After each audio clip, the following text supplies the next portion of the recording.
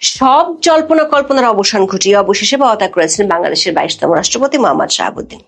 শারীরিক অসুস্থতা ও অটোনমিক নিউরোপ্যাথির কথা উল্লেখ করে দায়িত্ব থেকে সরে দাঁড়ালেও যেভাবে তিনি সরে দাঁড়িয়েছেন তা নিয়ে দেখা দিয়েছে বেশ কিছু রাজনৈতিক প্রশ্ন।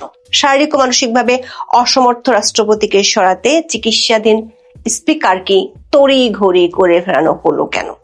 বিমানবন্দরে নেমেও স্পিকারের কিছুই না জানা, তার পরপরই পদত্যাগপত্র পৌঁছানো আর ভারপ্রাপ্ত রাষ্ট্রপতির দায়িত্ব নেওয়া, সব যেন আগে থেকে লেখা কোনো রাজনৈতিক থ্রিলারের স্ক্রিপ্ট।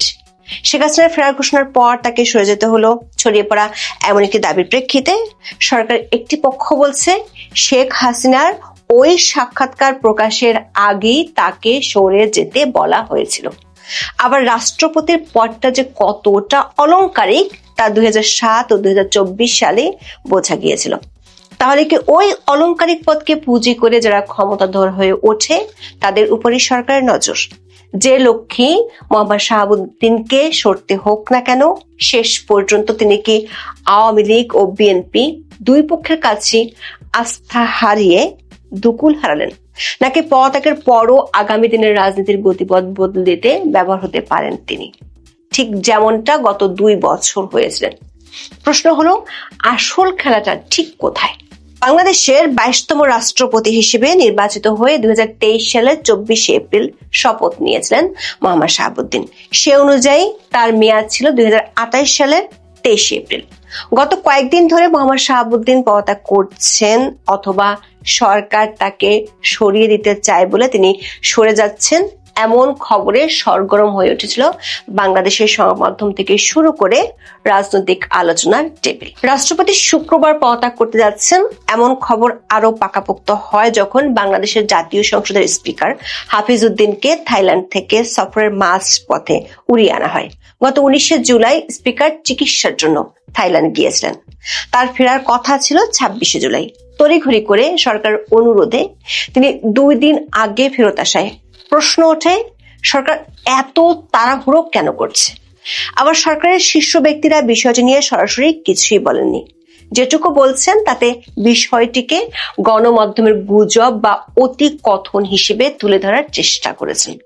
এমনকি খোদ স্পিকারই বিমানবন্দরে নেমে সাংবাদিকদের বলেন তিনি তখনও কিছু জানেন না, অথচ এর কিছুক্ষণ পরে তার কাছে পৌঁছে যায় রাষ্ট্রপতির পদত্যাগপত্র। 24 জুলাই বিকেল 5:01 স্পিকার পদত্যাগপত্রটি গ্রহণ করেন। রাষ্ট্রপতির পদত্যাগপত্রটি সামাজিক মাধ্যমে ভাইরাল হওয়ার পর এর ভাষা নিয়ে অনেকেই প্রশ্ন তুলেছেন। আবার তড়িঘড়ি করে স্পিকারকে তার থাইল্যান্ড সফর সংকুচিত করে ফিরিয়ে আনায় সরকারের উঠে পড়া লাগার এমন সিদ্ধান্ত নিয়েও অনেকে প্রশ্ন তুলেছেন। তবে স্পিকার সংবাদ সম্মেলনে এসব প্রশ্ন ও সন্দেহকে একেবারেই উড়িয়ে দিয়েছেন। আবার একটি পক্ষ বলছে বাংলাদেশের সাবেক প্রধানমন্ত্রী শেখ হাসিনা ডিসেম্বরে দেশে ফেরার ঘোষণা দেওয়ার পর সরকার রাষ্ট্রপতিকে সরে যেতে বলেছেন। তবে সরকারের শীর্ষ একটি সূত্র বলছে শেখ হাসিনার ওই সাক্ষাৎকার রয়টার্সে প্রকাশিত হয়েছিল 10 জুলাই। সরকারের শীর্ষ মহল থেকে তারও 1 সপ্তাহ আগে সরে যাওয়ার জন্য রাষ্ট্রপতিকে মানসিক প্রস্তুতি নিতে বলেছিলেন। আবার যদিও তিনি সামরিক বাহিনীর সর্বাধিনায়ক, কিন্তু বাস্তবে বাংলাদেশের রাষ্ট্রপতির ক্ষমতা অলংকারিক। প্রধানমন্ত্রী ও মন্ত্রিসভার হাতেই থাকে সব ক্ষমতা। সরকারের একজন মন্ত্রী নাম প্রকাশ না করার শর্তে বলেছেন, রাষ্ট্রপতির হাতে যদি অনেক ক্ষমতা থাকতো তাহলে 2007 সালে অধ্যাপক ইয়াজউদ্দিন 111 কিংবা 2024 সালে মোহাম্মদ শাহাবুদ্দিন আওয়ামী লীগের পতন ঠেকিয়ে দিতে কি পারত না? কিন্তু দুটো সময় দুজন রাষ্ট্রপতি ছিলেন হাতের। এমনকি বি চৌধুরীর বিরুদ্ধে বিএনপি ষড়যন্ত্রের অভিযোগ করে, কিন্তু সেই বি চৌধুরী কি কিছু করতে পেরেছিলেন? আবার আরেকটি পক্ষ বলছে শেখ হাসিনা ডিসেম্বরে দেশে ফেরার ঘোষণা দিয়েছেন, কিন্তু তার বিরুদ্ধে ফাঁসির দণ্ড দেয়া আছে। তাদের আশঙ্কা রাষ্ট্রপতি এই দণ্ড মওকুফ করে দিতে পারেন। স্বরাষ্ট্র ও আইন মন্ত্রণালয়ের কর্মকর্তারা বলছেন সবশেষ 13 বছর পলাতক থাকার পর ফিরে এসেছেন। যুদ্ধাপরাধের দায়ে ফাঁসির দণ্ডে দণ্ডিত জামাত নেতা আবুল কালাম আজাদ ফিরে এসে তাকে 1 দিনের জন্য জেলে যেতে হয়নি, এমনকি তিনি জামিনও চাননি। পুরো প্রক্রিয়াটি করেছে তখনকার অন্তর্বর্তী সরকার ও সরকারের স্বরাষ্ট্র মন্ত্রণালয়। মন্ত্রণালয়ের কর্মকর্তারা বলছেন, রাষ্ট্রপতির নির্দেশে দণ্ড স্থগিত করাটা সাংবিধানিকভাবে রাষ্ট্রপতির এখতিয়ার হলেও এখানে রাষ্ট্রপতির কিছুই করার থাকে না সরকারের আদেশ পালন ছাড়া। তাহলে সরকার এতটা তড়িঘড়ি করে স্পিকারকে ফিরিয়ে এনে কেন রাষ্ট্রপতিকে সরিয়ে দিল, যেটিকে আনুষ্ঠানিক ভাষায় পদত্যাগ বলা হচ্ছে, এমন প্রশ্ন তুলেছেন অনেকে। সরকারের দুটি সূত্র থেকে বিষয়টি নিয়ে একই রকম বক্তব্য পাওয়া গেছে। ওই সূত্রগুলো বলছে, রাষ্ট্রপতি মূল বিষয় নয়, বরং ক্ষমতাধর পক্ষগুলো যারা রাষ্ট্রপতির মাধ্যমে ক্ষমতার চর্চা করে বা করতে পারে সেখানেই সরকারের শীর্ষ মহলের নজর। সরকারের পছন্দসই ও পুরোপুরি আজ্ঞাবহ রাষ্ট্রপতি না থাকলে অনেক সময় সেই ক্ষমতাধর গ্রুপকে সরকারে বসে আনা কঠিন না হলেও সময় সাপেক্ষ হয়ে যায়। পরিস্থিতি অনুযায়ী তড়িৎ ব্যবস্থা নেওয়া যায় না, সেই পথটি পরিষ্কার করতে রাষ্ট্রপতিকে সরে যাওয়ার সিদ্ধান্ত সরকার নিয়ে ফেলেছিল। সরকার একজন মন্ত্রী মনে করেন, আওয়ামী লীগের কার্যক্রমের উপর নিষেধাজ্ঞা তোলা ও শেখ হাসিনার ফিরে আসার বিষয়টি শুধু বাংলাদেশের অভ্যন্তরীণ রাজনীতির সাথে সম্পর্কিত নয়, এর সাথে ভূরাজনৈতিক বিষয় জড়িত। ওই মন্ত্রী বলেছেন, ত্রয়োদশ জাতীয় সংসদ নির্বাচন হবে না এমন সংশয়ের মধ্যে ছিল। তখনও ভূরাজনৈতিক পক্ষগুলো একমত না হতে পারায় নির্বাচনটা ঝুলেছিল। এমনকি তারেক রহমানও দেশে ফেরার আগে ফেসবুক পোস্ট দিয়ে বলেছিলেন, তার ফিরে আসাটা তার একক সিদ্ধান্তের উপর নির্ভর করে না, যে কারণে এসব রাজনৈতিক ইস্যুর মোড় ঘুরিয়ে দেওয়ার বিষয়টি বঙ্গভবনে কে থাকলো তার উপর খুব বেশি নির্ভর করে না। দর্শক, স্পিকারের কাছে পাঠানো পদত্যাগপত্রে মোহাম্মদ শাহাবুদ্দিন লিখেছেন, এখনো পর্যন্ত নিষ্ঠা, সততা ও সংবিধানের প্রতি পূর্ণ আনুগত্যের সঙ্গে তিনি দায়িত্ব পালন করেছেন। 24-5 আগস্ট রাজনৈতিক পট পরিবর্তনের কথা উল্লেখ করে তিনি লেখেন, তৎকালীন সরকারের পতনের পর দেশের শাসনতান্ত্রিক ও সাংবিধানিক সংকট দেখা দেয়। সাংবিধানিক সংকট থেকে উত্তরণের জন্য বাংলাদেশের সংবিধানের 106 নম্বর অনুচ্ছেদে উল্লেখিত ক্ষমতা বলে তিনি রাষ্ট্রপতি হিসেবে বাংলাদেশ সুপ্রিম কোর্টের আপিল বিভাগের মতামত চান। সুপ্রিম কোর্টের আপিল বিভাগের পরামর্শক্রমে অন্তর্বর্তীকালীন সরকার গঠন করেন। মোহাম্মদ শাহাবুদ্দিন চিঠিতে উল্লেখ করেন, বর্তমানে সরকারি দল ও বিরোধী দল গণতান্ত্রিক চর্চার মধ্য দিয়ে জাতীয় সংসদে নিজ নিজ দায়িত্ব পালন করছে। তিনি দাবি করেন, তার সুদৃঢ় ও ইতিবাচক ভূমিকার কারণে দেশে কোনো সাংবিধানিক বিপর্যয় ঘটেনি। অনেকে প্রশ্ন তুলেছেন, রাষ্ট্রপতি কি তার বিদায়ী পত্রে বিগত দুটি সরকারের বৈধতার কথা জানিয়ে গেলেন? না হলে পদত্যাগপত্রে স্বাস্থ্যগত কারণ উল্লেখ করা জরুরি হলেও এসব বিষয়ের অবতারণা কেন করলেন? মোহাম্মদ শাহাবুদ্দিন এরপরই পদত্যাগপত্রে নিজের অসুস্থতার কথা উল্লেখ করেছেন। লিখেছেন, তিনি গুরুতর অসুস্থ, হৃদরোগ, উচ্চ রক্তচাপ, ডায়াবেটিস ও কিডনি জটিলতায় ভুগছেন। তার হৃদযন্ত্রে বাইপাস সার্জারি হয়েছে। ইদানিং স্বাস্থ্য পরীক্ষায় অটোনমিক নিউরোপ্যাথি নামক রোগ শনাক্ত হয়েছে। এই রোগের কারণে তিনি মাঝে মাঝে ক্ষণিক অচেতন হয়ে যান। রোগসমূহের প্রাদুর্ভাবে শারীরিক ও মানসিক অসমর্থতার কারণে রাষ্ট্রপতির মতো গুরুত্বপূর্ণ সাংবিধানিক পদের দায়িত্ব পালন করা তার পক্ষে সম্ভব হচ্ছে না। তার দীর্ঘমেয়াদের চিকিৎসা প্রয়োজন বলে চিঠিতে উল্লেখ করেছেন। বিশেষজ্ঞ চিকিৎসকরা বলেছেন, অটোনমিক নিউরোপ্যাথি হলো এমন একটি স্বাস্থ্যগত অবস্থা যেখানে শরীরের অনৈচ্ছিক স্নায়ু বা অটোনমিক নার্ভস গুলো ক্ষতিগ্রস্ত হয়। মানুষের শরীরে যেসব কাজ সচেতন চেষ্টা ছাড়াই স্বয়ংক্রিয়ভাবে ঘটে, যেমন হৃদস্পন্দন, রক্তচাপ, হজম প্রক্রিয়া, ঘাম হওয়া এবং মূত্রথলির নিয়ন্ত্রণ, এই স্নায়ুগুলো মূলত সেসব কাজ পরিচালনা করে। যখন এই নার্ভগুলো ক্ষতিগ্রস্ত হয় তখন শরীরের এই স্বয়ংক্রিয় ব্যবস্থাগুলোতে ব্যাঘাত ঘটে। অটোনমিক নিউরোপ্যাথির সবচেয়ে প্রধান ও সাধারণ কারণ হলো ডায়াবেটিস। ব্লাড সুগার দীর্ঘদিন অনিয়ন্ত্রিত থাকলে এই নার্ভগুলো ধীরে ধীরে ক্ষতিগ্রস্ত হয়। মোহাম্মদ শাহাবুদ্দিন তার পদত্যাগপত্রের শেষে উল্লেখ করেছেন, সংবিধানের 50-3 অনুচ্ছেদের বিধান অনুযায়ী তিনি রাষ্ট্রপতির পদ হতে পদত্যাগ করেছেন।